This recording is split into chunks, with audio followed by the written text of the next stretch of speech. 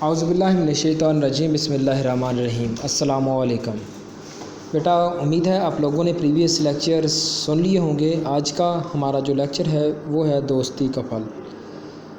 یہ ہمارے اس ٹیسٹ میں 2 سبق شامل ہیں، ایک دوستی کا پھل، دوسرا کل ہم پڑھ چکے تھے۔ تو یہ دونوں لیکچر کل میں نے آپ کو سبق لاہور کا جغرافیہ پڑھایا، آج ہم دوستی کا پھل پڑھ رہے ہیں۔ کل ہمارا جو ٹیسٹ ہے نیکسٹ ہمارا ٹیسٹ نمبر 6، اس میں یہ 2 لیسن ہوں گے۔ اس حسب معمول ہم مصنف کے بارے میں پڑھیں گے۔ سب سے پہلے مصنف کے بارے میں بتایا گیا ہے فرسٹ کالم میں آپ کو، یہاں پر مصنف شفیع عقیل، ممتاز مترجم۔ کیونکہ یہ جو سبق ہے ہمارا پنجابی ماخوذ ہے، پنجابی لوک داستان سے، تو وہیں سے اس کا پنجابی سے اس کا جو ترجمہ ہے اردو میں کیا گیا ہے۔ شفیع عقیل نے اس کا ترجمہ کیا ہے۔ یہ ممتاز مترجم ہیں، ادیب بھی ہیں اور صحافی بھی ہیں، پنجابی لوک کہانیوں کے اردو مترجم بھی ہیں۔ ترجمہ میں عمدہ تخلیقی کاوش ہوتی ہے، ان کی آسان اور بامحاورہ ترجمہ کرتے ہیں۔ یہ تو مختصراً تعارف تھا ہمارے مترجم کا، یعنی کہ مصنف کا، شفیع عقیل کا۔ اس کے بعد میں آپ کو تھوڑا سا بتاؤں گا لوک داستان۔ لوک داستان کیا ہوتی ہے؟ سینہ بسینہ منتقل قصے، کہانیاں، نامعلوم ان کے مصنفین ہوتے ہیں۔ یہ نسل در نسل، ایک نسل سے دوسری نسل میں جو کہانیاں کنورٹ ہوتی ہیں، آگے جاتی ہیں، انہیں لوک داستان کہتے ہیں۔ ان کے مصنف نامعلوم ہوتے ہیں۔ قوم کے عقائد اور رسم و رواج کا اظہار ان میں پایا جاتا ہے۔ سبق آزمودہ اور نصیحت پسندی اس میں کا عنصر ملتا ہے ان کہانیوں میں۔ اس کے بعد اعلیٰ اقتدار کا فروغ ہوتا ہے، دلچسپی کا عنصر ہوتا ہے ان میں، اور فرضی اور تصوراتی کردار ان میں پائے جاتے ہیں۔ یہ تو تھا لوک داستان۔ اب ہم سبق کے تعارف پڑھیں گے۔ تمثیلی لوک داستان ہے، تمثیلی مثالوں کے ساتھ بتائی ہوئی یہ لوک داستان ہے۔ دوستی اور بھائی چارے کا عظیم رشتہ اس میں پایا جاتا ہے۔ اس میں دوستی کی ضرورت، اہمیت اور تقاضے کے بارے میں بات کی گئی ہے، دور اندیشی کے تقاضے کے بارے میں بات کی گئی ہے، ماں کے ممتا کا اظہار، پرندوں کی کہانیوں کے ذریعے نصیحت، تمام مخلوق کا ایک دوسرے پر انحصار۔ پنجابی لوک داستان کا اردو ترجمہ ہے یہ تو مختصراً اس میں پوائنٹس تھے جو یہاں پر سبق کے تعارف میں لکھے گئے ہیں۔ یہ یعنی کہ وہ مرکزی خیال سبق کا پورا جو ہے وہ یہاں پر لکھ دیا گیا ہے۔ اب ہم آتے ہیں سبق کے اہم نکات کے بارے میں بات کریں گے۔ صفحہ نمبر حسب معمول ہر گرین لائن میں ایک صفحے کو واضح کیا گیا ہے۔ پہلے صفحے پہ ہم آتے ہیں تو اس میں جنگل میں کبوتر اور کبوتری کا تنہا گھونسلہ بنانا، اس کے بعد قریب کوئی سنگی ساتھی نہ ہونا۔ یہ دیکھیں ہمارے پوائنٹس ہیں، یہ کہانی ہے، کہانی بڑی آسانی سے آپ کے سمجھ میں آ جائے گی۔ تو کوشش کی گئی ہے یہاں پر کہ آپ کو اس کے اہم پوائنٹ جو ہیں وہ بتائے جائیں اور آپ کو ایک کہانی کا اسکیچ بنا کے آپ کے ذہن میں ڈالا جائے تاکہ آپ آسانی سے اس کو سمجھ سکیں اور یاد کر سکیں۔ آپ یہی باتیں جو ہیں ہائی لائٹ کر سکتے ہیں خلاصہ میں۔ اس کے علاوہ آپ تشریح میں آپ کو سیاق و سباق میں یہ چیزیں آپ کو مددگار ثابت ہو سکتی ہیں، اور آپ لوگ جو ہے وضاحت اس کی سبق کو پڑھیں گے تو ساتھ ساتھ یہ نکات بھی، یہ پوائنٹس کو بھی دیکھیں گے تو انشاءاللہ آپ کی سمجھ میں اچھی طرح یہ باتیں آ جائیں گی۔ کبوتری کو انڈے کی فکر، یہ کبوتری انڈے دیتی ہے، انہیں فکر ہوتی ہے کہ میرے انڈے کوئی اٹھا نہ لے جائے۔ معاشرتی زندگی کی اہمیت ہے، یہ ریالٹی ہے ایک کہ معاشرے میں ایسا ہوتا ہی ہے، ہر کسی کو کچھ نہ کچھ فکر لاق ہوتی ہے۔ اسی طرح کبوتری کو بھی یہ فکر ہوئی کہ میرے انڈے کوئی اڑا نہ لے جائے۔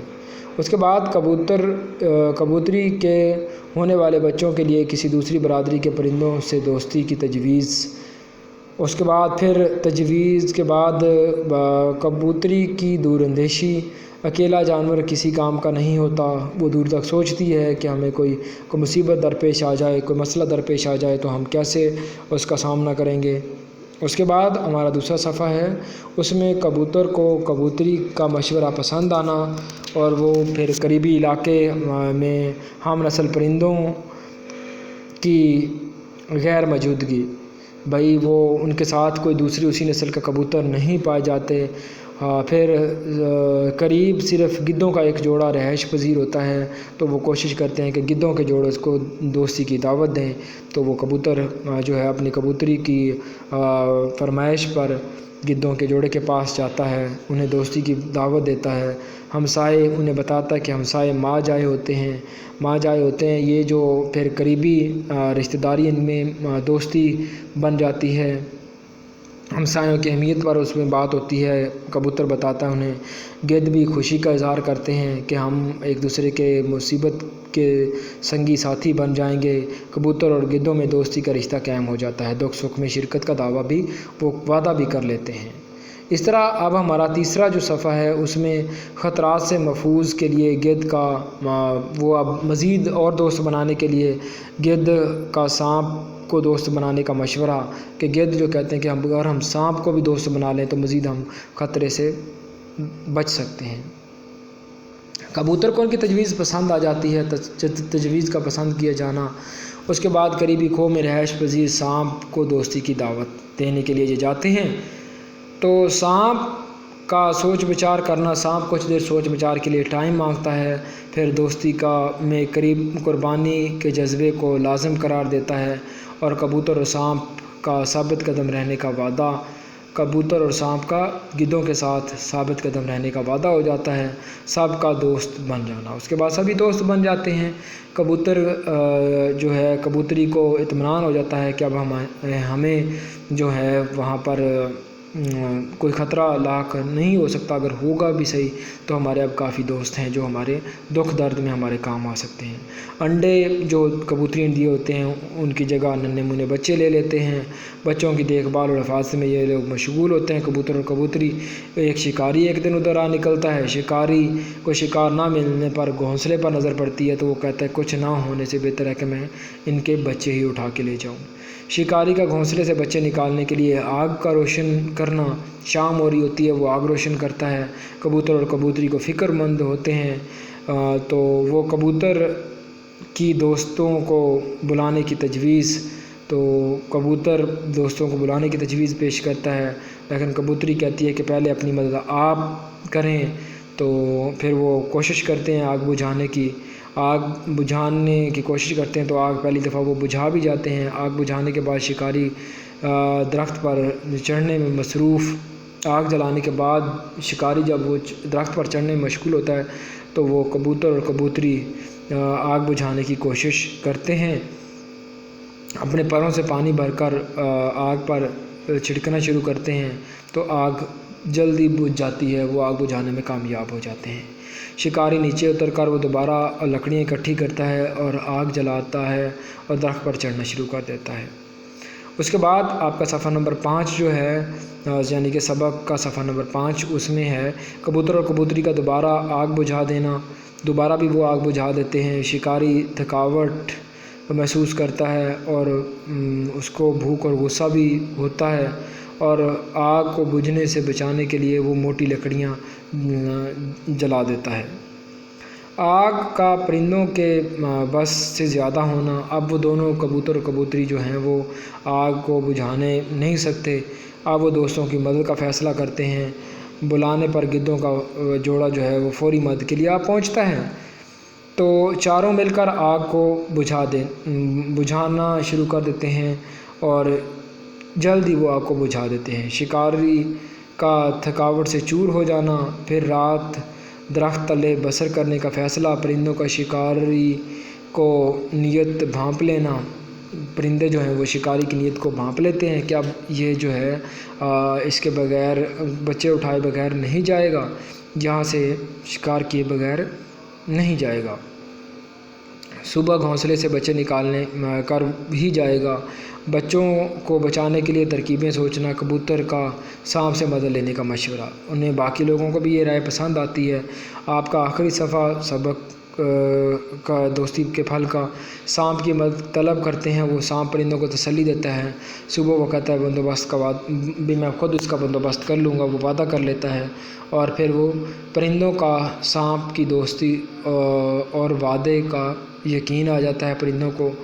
تو شکاری کا صبح خوشی خوشی بیدار ہونا اور درخت کے گرد لپٹا سانپ دیکھ کر خوف زدہ ہو جانا اور اپنی جان بچانے کے لیے فکر مند ہونا، اور وہ پھر تیر کمان پھینک کر وہاں سے بھاگ کھڑا ہوتا ہے اور وہ پلٹ کر بھی نہیں دیکھتا۔